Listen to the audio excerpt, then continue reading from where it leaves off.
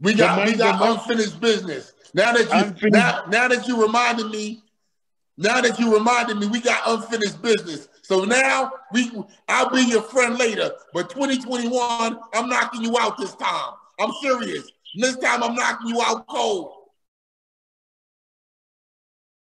No, my wife's not coming. Because remember last time with Donald Trump, she had all a Gucci outfit and everything, and it got spoiled for her. Okay, but tell him what I told you about his wife with a Gucci purse. He said that he said that it was ruined for your wife during the fight that they had because she got dressed up and the fight was spoiled for her. I guess fight was a bloody mess. The celebrations. I think she had to take you to hospital or something. Damn it, he's calling you out, man. I mean, like I said, this is what we want, right? We want what? You shouldn't have said that. You shouldn't have said that, Champ. Champ, you shouldn't have said that. I'm serious. Now I went from knocking you out to maybe putting you in a hospital forever. Well, that's what I want. I want your best to come. I don't want the second best. I want you to bring your best to the table. Ooh, he talking good, boy. I tell you, I will hit you with so many combinations, they're gonna think it's a lock.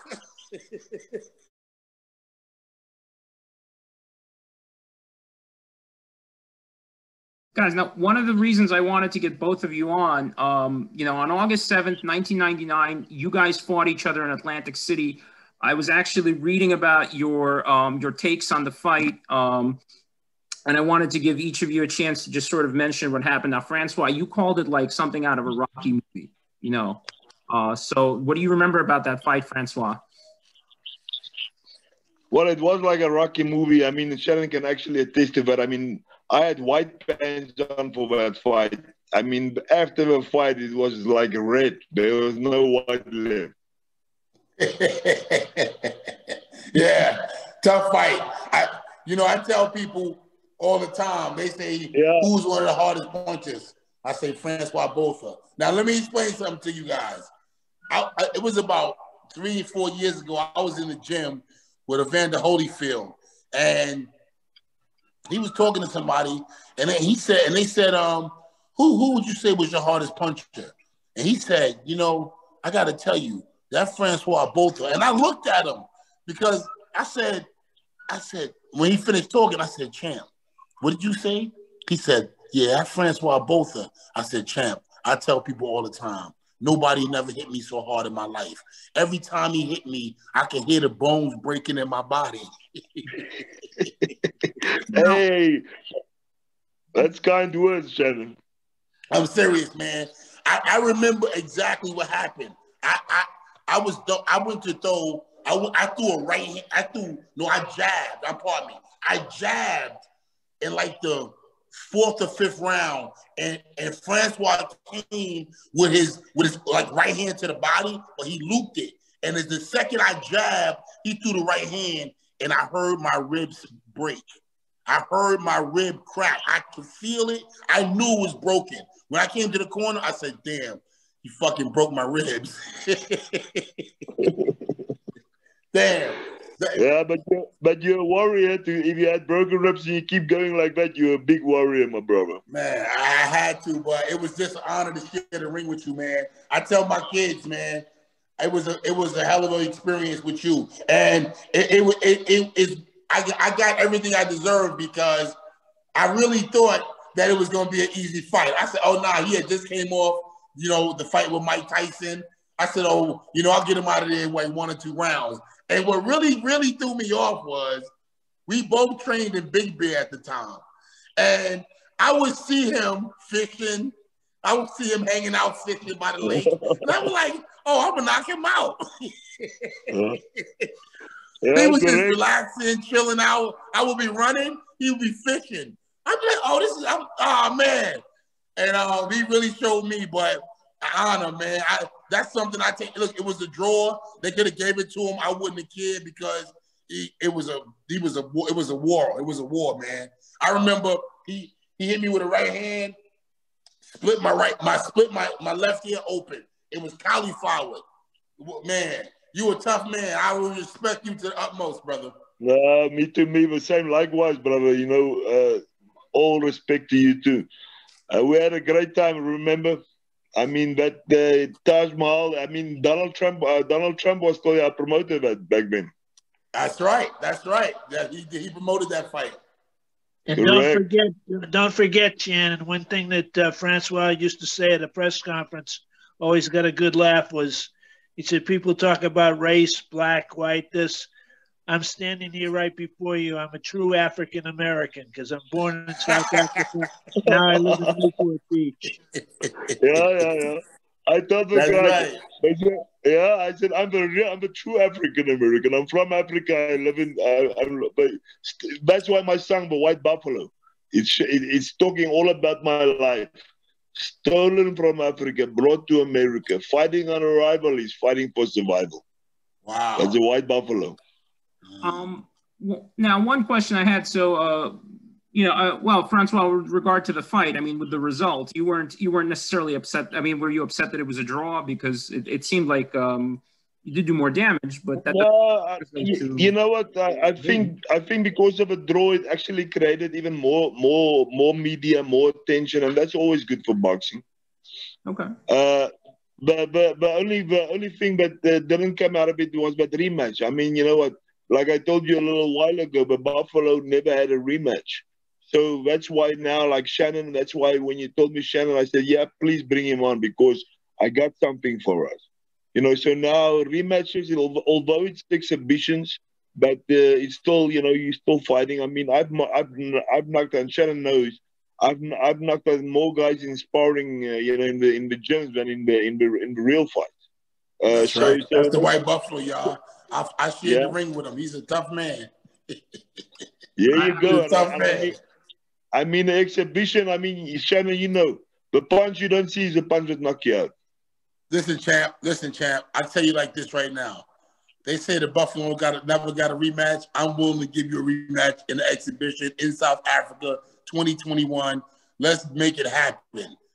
Yeah, guys. I mean, you heard it here first. I mean, I want this to be it. Like, right, Briggs versus Botha 2. The first fight was a freaking war, right? You're the only man willing to say yes. Everybody else, Klitschko, Mike Tyson, you name it, they all said no to me. Wilder, all of them. They all scared, eh? They scared of the champ. Nah, there you go. No, Shannon the Cannon and the White Buffalo will get it on. Let's go, champ. One thing I'm going to tell you guys. I mean, I don't know. This for me. This is one thing I wanted to ask you guys. Like, if two guys are like respecting each other, right? Like during the press conference, which is honest, right?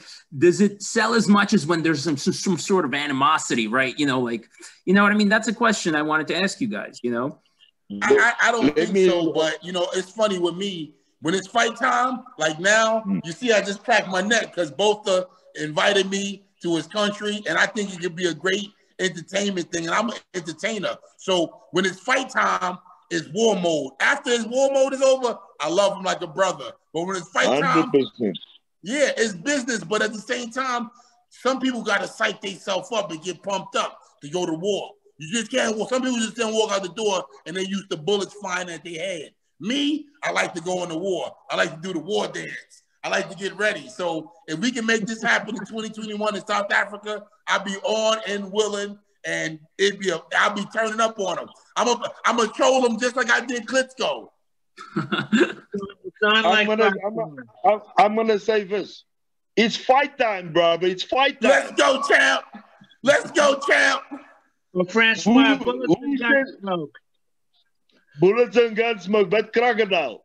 Let's go, champ. I mean, I think I really like the idea of you guys. Yeah, I think Shannon is a perfect choice. I mean, me and him, we got big history and we got unfinished business. I like that, champ. Let's go, champ. Unfinished business. Tickets are on sale now. Yeah, I like that. Unfinished business. Unfinished business. That's coming. We got to finish this business. I like that, champ. Let's go, champ. That's what I'm going to call the video then. I mean, we're going to Let's talk. get ready to mumble. That's right. Unfinished business. I like that. Unfinished business, yeah. Unfinished business. Let's get ready to rumble too. Let's go, champ. Ooh, ready to rumble too. Yeah. I like that. Unfinished business. All right. All right, guys. And if we do it in Africa, we can call it the rumble in the jungle too. Ooh. Let's go, champ. Slava. Now you see. Now all things change now. Let's go, champ. All right. Francois. Yes, Mike. If you beat Shannon, if you could beat Shannon, and you guys fought a tremendous draw, but would you bring out your champagne glasses that light up? Ah, you remember? Yeah, I still got a couple of boxes. Yeah, I remember those too. I remember those too. You know what? After I knocked you out, then I'll give you some champagne in one of those glasses. Ooh. Man, I can't wait. I can't wait. Hey, yo, I'm telling you, Mike. Hey, yo, Mike Marley, I'm serious, man. You gonna wear a suit to the fight. Wear a suit. But not a white one. Yeah, okay, for now, real. Because they're gonna have services right after the fight. Shannon, what you got to start doing now, you got to start making some noise everywhere you go, because I see you everywhere you go, you make noise. Start making some noise on the White Buffalo. Don't worry. It's gonna be more. It's gonna be more noise that you hear when I hit you. The whole world gonna hear it. The whole world gonna hear when I hit you. Remember this: you can't hit what you can't see. Ooh, okay. Float like a butterfly, sting like a moth. There you go.